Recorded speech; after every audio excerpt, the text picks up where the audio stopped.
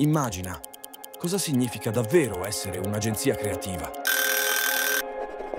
Ascoltare i desideri dei clienti, bilanciare ogni richiesta con cura, pianificare una strategia, condividere idee.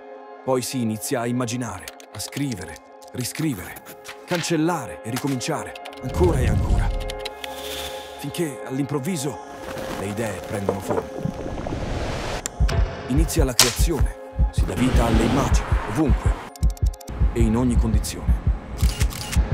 Si monta fino a notte fonda, aggiungendo effetti e colore, affrontando sfide e consumando cibo da asporto. Ci si spinge oltre, fino a quando finalmente accade la magia.